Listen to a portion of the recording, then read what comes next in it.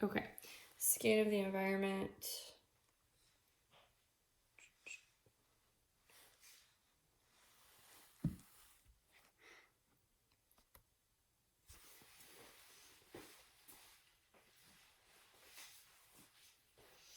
My name is Brittany DeWin and I'm a graduate student at Auburn University, and today we're going to do the final head-to-toe assessment video. So getting started, once our patient first gets here, we're obviously going to practice hand hygiene. We're going to take all vital signs, weight, temperature, blood pressure, all that, which he is in range. His BMI is good. I noticed when he walked in that his gait was steady. He was able to move his arms and legs. He came into the room and sat down fine with no balance problems. He spoke to me accordingly, greeted himself, so I know he's able to speak as well.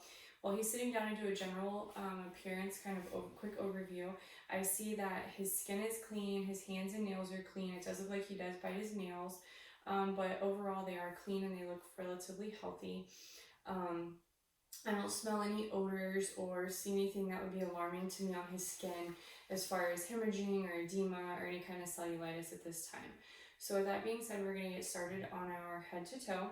So first I'm going to start with the scalp. Oh, and let me add that anytime we check something on one side of the body, we're going to check it on the other side as well. Bilaterally, we're just not going to do that for time constraints on this video. Also, we're always going to assess the skin with every body system we go to. So with that, we're going to get started. We're going to start with the scalp and the head. I'm going to check the hair. I don't see any evidence of lice. His hair is well distributed. It's clean, soft to the touch. I'm going to check his scalp. I don't see any flakes or lesions, no bumps or masses. I'm going to feel his head. I don't feel any decrepitous, step-offs, or any kind of deformities or masses. I'm going to come down, I'm going to come down to his face, and at this time I'm going to palpate his maxillofacial and temporal sinuses. No pain when I push there? Mm-mm. Okay, and then I'm going to percuss his sinuses, which are all normal. Once I get there, I'm going to go to his ears. So I'm going to inspect the outside of them. I'm going to look and check the skin. I don't see any lesions, any redness. I'm going to palpate the tragus and the pedicle, make sure there's no pain, pull it up and back. No pain with that? No. Okay. So at that time, we're going to get our otoscope. We're going to turn it on, check it. At this time, we're going to check the inner ear. I look at the external canal. Everything looks okay. We're going to check the inner ear. We want to visualize that cone of light, that tympanic membrane, check the health of the membrane, check for the malleolus, and check the canal and see if we see any serum in that ear. So I'm going to steady my hand on his cheek. So I see his tympanic membrane. It is pearly gray, no fluid, no air bubbles, no redness. Canal looks great. Actually has no serum in this ear, maybe a tiny speck around 5 o'clock. It's yellow, light yellow in color. Malleolus is there, and the canal looks great. So we would check the other ear on the bilateral side. So his ear looks great. So the next thing we're going to go to is we're going to check cranial nerve 7. So we're going to do that with the Weber and the Rhine test. So the first we're going to do is the Weber. So I'm going to strike this and put it on your head, and I want you to tell me if you can hear it equally in both ears or more on one side than the other, okay? Equal. Okay, and now we're going to do the Rhine test. We're going to put it on the back of that mastoid bone. We're going to see how long he can hear it. He should be able to hear it twice as long once I put it up to his ear, because air conduction is twice as long as bone conduction. So tell me when you can't hear this anymore. Can't hear it. Can't hear it. Okay. So we have so that was checking cranial nerve 7. So there's no lateralization there in the hearing. So once we get done with the ears, we're going to move to the nose. I'm going to look at the nose externally. I'm going to palpate it. There's no pain there. I don't feel any deformities. It feels okay. I'm going to want you to plug one nostril and breathe in, and the other side. At that time, we're going to check inside of his nose. We're going to check those turbinates. I want to make sure that they're pink, that there's no red, there's no erythemitis, there's no edema, no polyps or masses, and that his septum is straight. So let's go ahead and take a look up there. Put your head back for me. And everything looks good there. Everything's within normal limits. So at that point, we're going to check cranial nerve 1. We're going to check his olfactory. So do me a favor and close your eyes for me, and I want you to smell this and tell me it's a very common smell, okay? Vanilla. Very good. So at this point, we're going to check his facial, his cranial nerve 12. So I'm going to have you scrunch your eyes for me. Open them real big, raise your eyebrows, smile for me, show me your teeth. Good job. Okay. So this time I'm going to feel for his lymph nodes. We're going to check his preauricular, his postauricular, his anterior cervical, posterior cervical, submandibular lymph nodes. No tenderness when I palpate those. And then subclavicular. Okay, at this point, put your head for me. I'm going to check his eyes now. So I'm going to inspect his eyebrows, eyelashes, hair is evenly distributed. I don't see any redness in that conjunctiva. Lacrimal duct looks okay. I'm going to palpate. Any pain right here? No. Perfect. So there's no pain there when we palpate either. I see no purulent discharge, no watery discharge. Everything's okay. Iris is well formed. It's colored. He's got green eyes. Everything looks clear. So now we're going to check the optic nerve, which is cranial nerve 2. So I'm going to check with my ophthalmoscope. We're going to look for that fundus, that macula, and then we'll check for his corneal light reflex and pupillary response.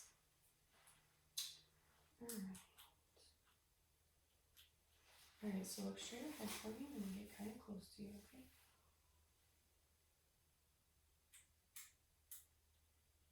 So you do see that, so it's a little yellowish orange in color, so it looks healthy.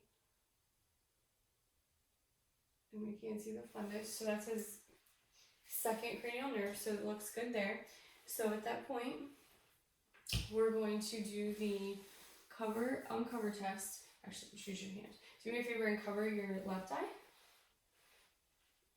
And put your hand down. Very good. And cover your right eye. And put your hand down. Very good. So there's no drift in those eyes. There's no movement laterally, so that everything came back good there. So at that point, I want you to follow my finger. Keep your head straight. Don't move your head, and follow my fingers. We're checking cranial nerves 3, 4, and 6 here.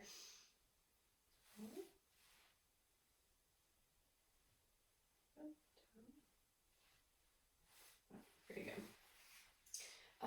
So now we're going to move on to the mouth. So I'm going to inspect his lips. They are pink in color. They are moist.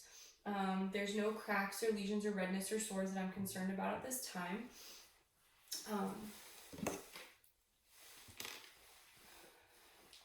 Actually, I'm going to back up for a second. I need to do the corneal light reflex and his pupillary response. So I'm going to do that now. So look straight ahead for me. Look straight.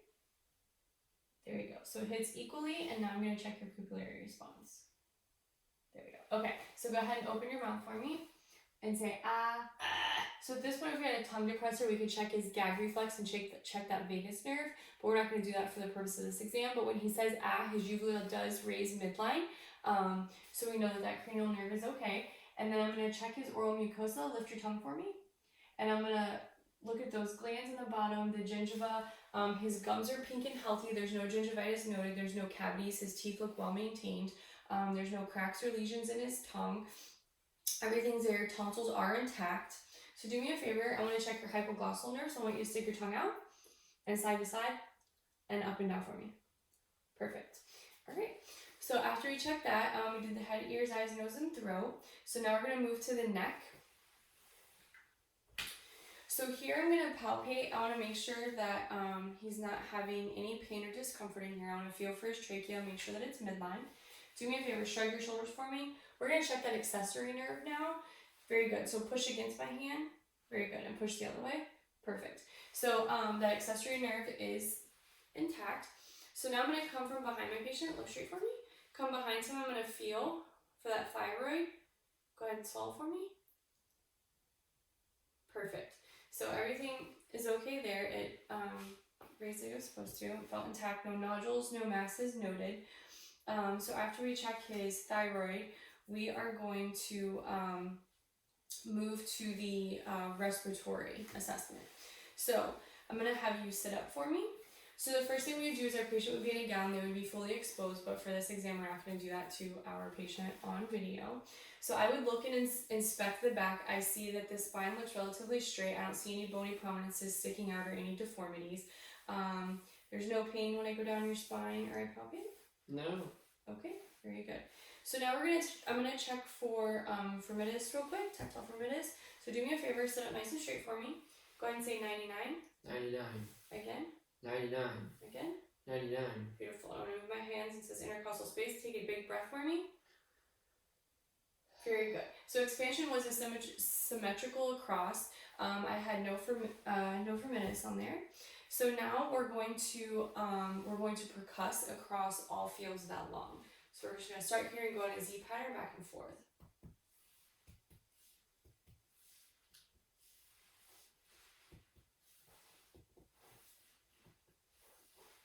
No pain with that? Nope. Okay, and we're going to check CVA tenderness while we're here checking for...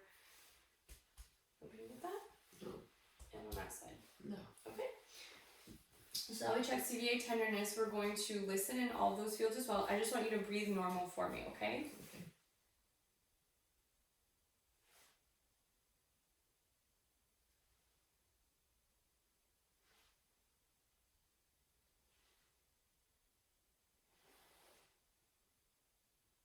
Perfect.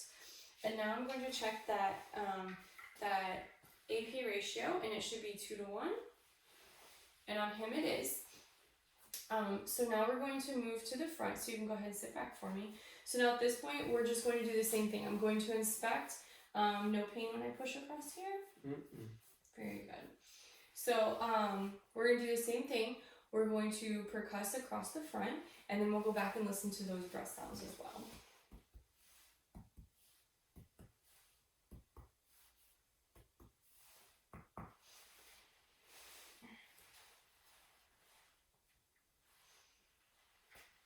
So just breathe normal for me, okay?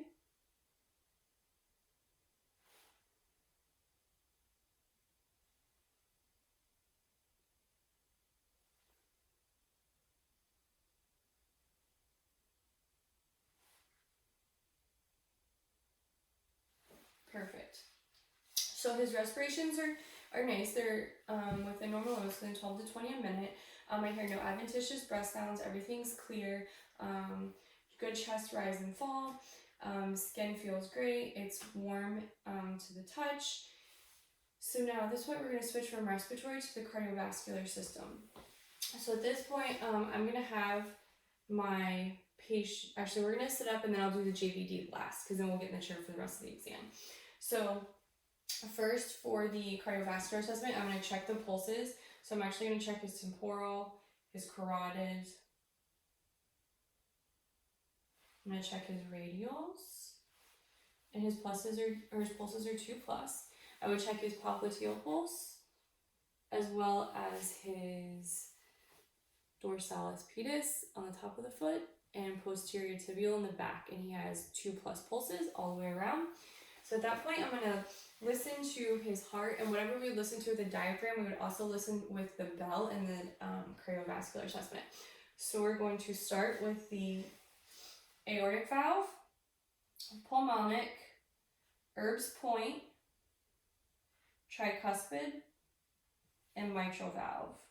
And then we will go back through and listen with the bell as well. And we're also going to listen to his carotid arteries, diaphragm, and bell, as well as the temporal, diaphragm, and bell.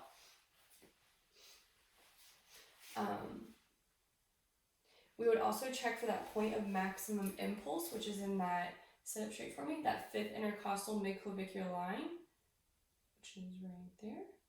And we feel it, and I have a good normal rate. His heart sounds, he had good S1, S2 heart sounds, no extra S3 or S4 sounds. So everything checked out good there. So now this time we're going to switch from the chair to the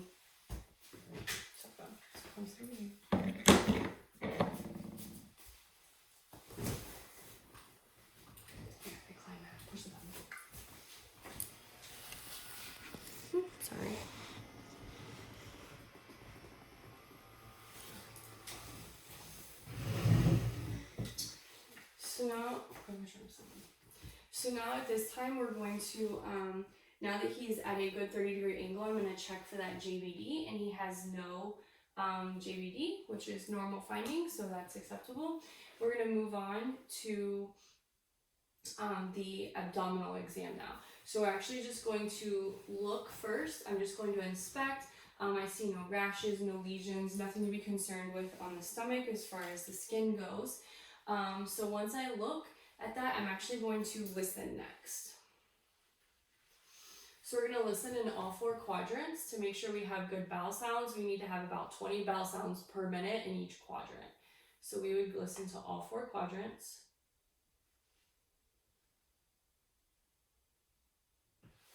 Our patient definitely has bowel sounds. Very hyperactive. He's hungry. So now at this point, we're going to go to light palpation in all 4 quadrants. No pain with that? No? And now we're going to move to deep palpation. No pain? Alright, and then we're going to percuss to see where that liver is. So we're going to start from the top and come down. And when we hit that dull sound, we know we made it. And then we're going to start at the umbilicus and work our way up. So right there. So we know that's with a normal finding. 6 to 12 centimeters is a normal marking for a liver. So after we do his abdominal exam, we would actually check his inguinal lymph nodes, which I'm not going to do on this patient. And we would also listen to his femoral pulses as well. Once we're here on the belly, we're also going to listen for any bruits, which we would have checked in the temporal and carotid arteries as well. We're going to listen for any bruits in those renal or those iliac or that aortic valve. Or listen for any murmurs in the aortic valve and for any bruits in the renal, the iliac, and the femoral arteries. So now that our abdominal exam is done, we're going to move to the musculoskeletal system. So we're going to, while he's laying here, we're going to kind of go from the bottom up towards to switch back to the chair. So do me a favor, pull this knee up to your chest for me, and back down. Pull this knee up to your chest for me, and perfect. Try to lift this leg off the bed. Beautiful. Lift this leg off the bed. Perfect. Flex your toes up and bend them down like you're driving a gas pedal. Or push them down like you're driving. There you go. Now roll your feet in for me. Roll your feet out. So we're checking that hip, the hips, the pelvis, as well as the ankles and the knees.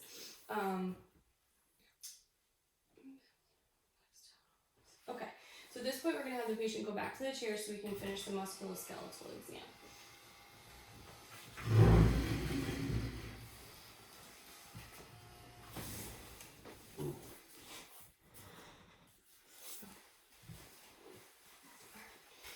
So now that we're here, we're going to check his legs. So relax your legs for me and pull back.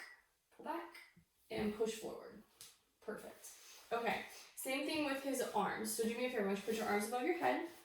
I want you to drop them behind your head. And then put them back up. And put them back behind you. And then go behind your back. There you go. The chair makes it difficult. There you go. Okay. So do me a favor. When you put your arms out straight ahead. Bend them in.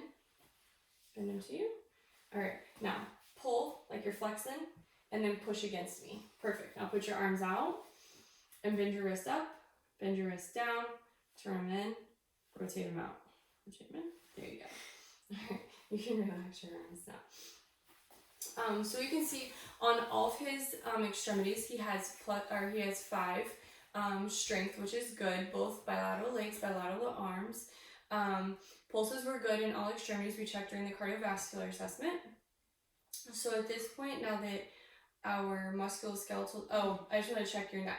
Do me a favor. Put your chin to your chest. Put your head back. And then ear to shoulder, ear to shoulder. Good. So range of motion is good there. We checked the strength with the accessory muscle earlier. So at this point, we're going to kind of move on to our neuro assessment. So I'm going to ask you a few questions, Jake. What year is it? 2021. Who's our president? Joe Biden. And how many quarters in a dollar? 4. Very good. All right, so he's alert to person, place, and time. He can answer questions appropriately.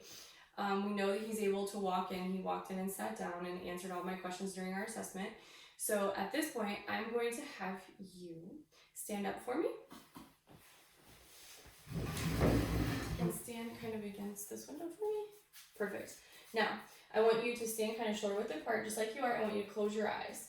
So this here, we're doing the Romberg test. We want to make sure our patient doesn't, so we make sure our patient doesn't drift to one side or the other, and he's able to stand steady, so that's a negative finding, which is good. So do me a favor, I want you to walk on your heels about 3 steps forward.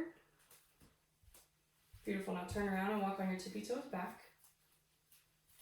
Perfect. Now, stand forward. Now bend over for me. All the way over. So while he's bent over, I'm going to check his spine. Spine seems right. We'll do the scoliosis screening. Everything looks good. Stand up for me and then flex all the way back. And then side to side. On your hips. There you go. Okay, perfect. So now we're going to, we added our musculoskeletal while the patient was standing for time's sake. So now we're going to continue with our neuro. So we had him walk heel to heel. We had him walk on his tippy toes. We did the Romberg test. So now I'm going to do the tactile test. So Jake, I'm going to touch you and you close your eyes for me. I'm going to touch you. I want you to tell me if it's soft or sharp, okay? Mm-hmm.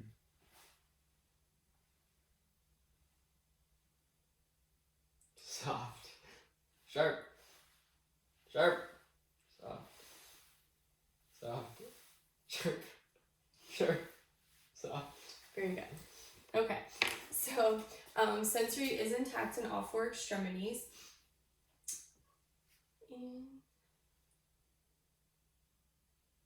Oh, well, we're going to check his cerebellar function. All right, so do me a favor and sit back down. So you're going to sit back down. Okay. And then I want you to touch my finger and touch your nose as fast as you can go. Don't be stupid. No, like keep going. Touch my finger, touch your nose. Switch hands for me. Perfect. Okay, so you can see his cerebellar is in function. He was alert. He was able to walk on his heels, walk on his toes. The last thing we're going to do is we're going to check his reflexes, and then we're going to do the Babinski reflex, and then that'll be it. So first we're going to check his tricep, and then we're going to, or excuse me, that was his bicep, and then we're going to flip his arm over and check the tricep, and then radial brachycephalic, I can't say the word right, and then we're going to check his patellar, and then we're going to check his Achilles reflex. So now that we checked his reflexes, we're going to do the Babinski reflex. Give me your foot. Babinski reflex was negative. Toes did go up and not down. So that is it. That is the conclusion of my assessment. Thank you very much. And